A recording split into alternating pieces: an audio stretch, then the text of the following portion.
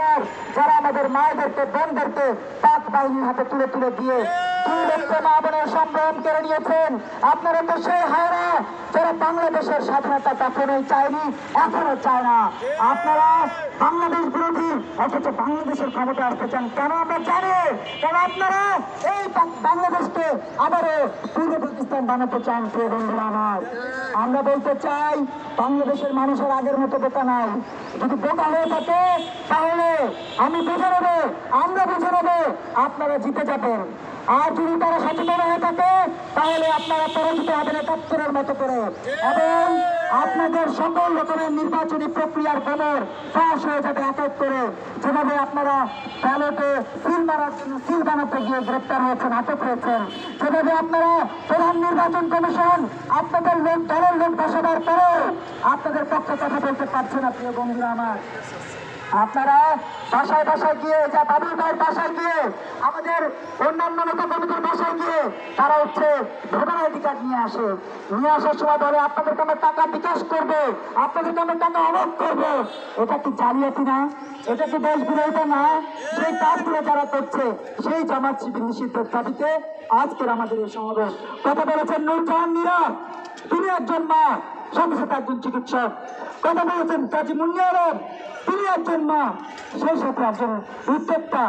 কথা বলেছেন মনোয়ারা আপা, তিনি নিজে বলেছেন গার্মেন্টসে কাজ করেন, কত টাকা বেতন পান।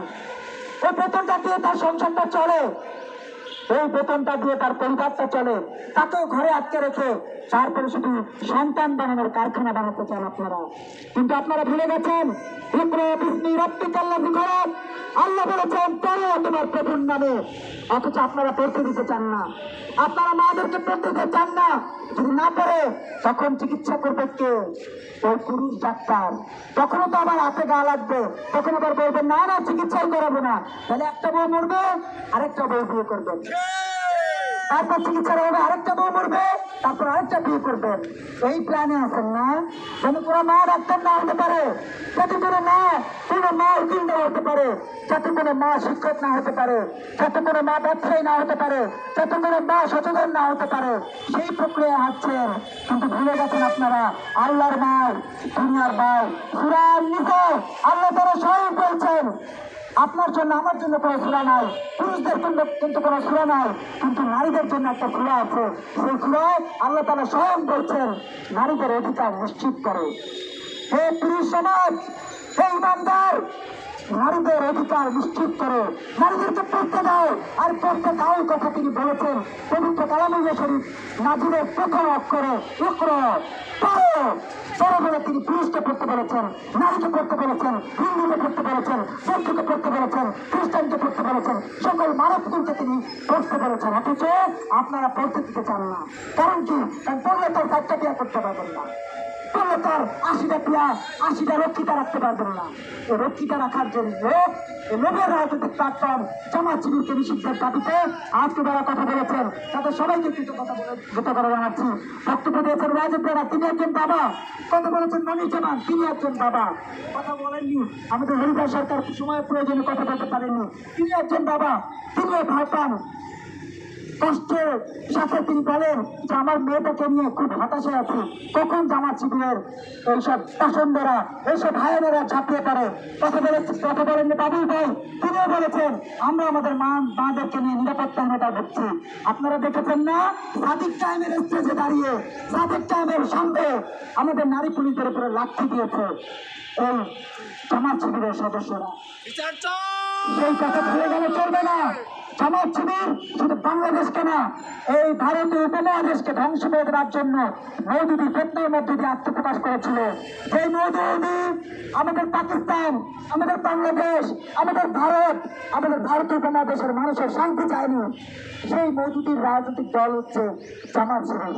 সেটা আজকে নিষিদ্ধ করতে পারেনি শেখ হাসিনার ব্যর্থতা। শেখ হাসিনা যদি নিষিদ্ধ নির্বাহী আদেশে না করতো তাহলে আজকে জামাত শিবির মাঠে নামতে পারতো না। নির্বাহী আদেশে নিষেধ করেছে, আজকে যে নির্বাহী আদেশে ইউনূস আওয়ামী লীগ নিষিদ্ধ করেছে, সেই একই নির্বাহী আদেশের এই দ্বারস্থ হয়েছিল শেখ হাসিনা, যে কারণে আজকে শেখ হাসিনাকে পালাতে হয়েছে। আমরা মনে করি আজকে রাজনীতির নামে রাজনীতির যে কৌশল, সে কৌশলের প্রতিটা জায়গায় হাঁটছে জামাত শিবির। এদেরকে প্রতিহত করতে হবে, ঘরে বাইরে যেখানে যেভাবে পারেন, অনলাইনে অফলাইনে সবাই এদেরকে প্রতিহত করবেন। যদি দেখেন কোনো গাড়িওয়ালা ভদ্রলোক জামাতের দাওয়াত দেয়, জান্নাতের টিকিট বিক্রি করে হ্যাঁ বলবেন, কৌশল বলে দেয়, হ্যাঁ বলবেন, হ্যাঁ ঠিক আছে আমরা তো বলতে যেতে চাই, ভোটটা দিবেন না, ভোট দিতে যাবেন না। কারণ জামাত ইসলাম, আপনি যে ভোট কেন্দ্রে যাবেন, ভোট কেন্দ্রে গেলে আপনি ফেরত আসবেন কিনা তার কিন্তু কোনো নিশ্চয়তা নাই। নির্বাচন কমিশনের সামনে আমাদের প্রার্থীদের উপরে তারা হামলা চালিয়েছে, দেখেছেন না সেই সব সংবাদ? আপনারা তো সংবাদ কর্মীরা প্রচার করেছেন প্রার্থী যেখানে নিরাপদ না, সেখানে ভোটার কিভাবে নিরাপদ হবে? বাংলাদেশের প্রতিটা মানুষ অনিরাপত্তায় ভুগছে এই জামাত শিবিরের কারণে। এমন অবস্থায় নতুন ধারা বাংলাদেশ আইনজীবী নির্বাচন কমিশনের কাছে না, বাংলাদেশের ইউনিট সরকারের কাছে না, প্রধান বিচারপতির কাছে দাবি জানাচ্ছে রিটের মাধ্যমে এই জামাত শিবির নিষিদ্ধের পাশাপাশি সাদিক কায়েম সহ যারা এই রাজনৈতিক কাঠামোগত জায়গা থেকে জিএস হয়েছে বিভিন্ন ছাত্রসংসদে, সেসব ছাত্রসংসদ বাতিল করে দিয়ে অনতিবিলম্বে এই সব সংসদ বাতিল করে দিয়ে সেখানে সাধারণ শিক্ষার্থীদের পরিবেশ তৈরি করে দিন। আর জামাত শিবিরকে নিষিদ্ধের মধ্য দিয়ে বাংলাদেশের মানুষকে একটু শান্তিতে বাঁচার ব্যবস্থা করে দিন। সেই জামাত শিবির যেখানে সেখানে নাক কাটিয়ে ফেলে, সেই সময় জামাত শিবির যেখানে সেখানে সেনাবাহিনীদেরকে হুমকি দিয়ে বেড়ায়, সেনাবাহিনীর সদস্যদেরকে হুমকি দিয়ে বেড়ায়, সেই জামাত শিবির বাংলাদেশের রাজনীতি যদি করে আগামী দিনগুলোতে আপনি আমি আমরা কেউ নিরাপদ না। বলে রাখলাম, যদি জামাত শিবির নিষিদ্ধ না করা হয় আর এই নির্বাচনের বৈতরণে পার হয়ে জামাত যদি বিরোধী তৈরি হয়, দেখবেন এই দেশের জায়গা জায়গা লাশ করে থাকবে। কারণ এরা লাশের রাজনীতি করে, এরা নিজেরা নিজেদের লোকদেরকে ফিরে তারপর অন্যের ঘরে বসতে পায়। সেই রাজনৈতিক দলটাকে নিষিদ্ধ দাবি জানাচ্ছি আজকের আয়োজনের পক্ষ থেকে। আজকে যারা উপস্থিত ছিলেন সবার প্রতি কৃতজ্ঞতা। আমরা কুসুম পত্রিকাটা দাহ করবো, আপনারা এসে চাইলে আমাদের সাথে থাকতে পারেন। হ্যাঁ, তারপর তার আগে কুসুম পত্রিকা আমাদের মায়েরা দুটো ব্যক্তিত্ব থাকে, আপনারা চাইলে সেগুলো একটু দেখতে পারেন। আপনারা আমাদের সাথে থাকবেন।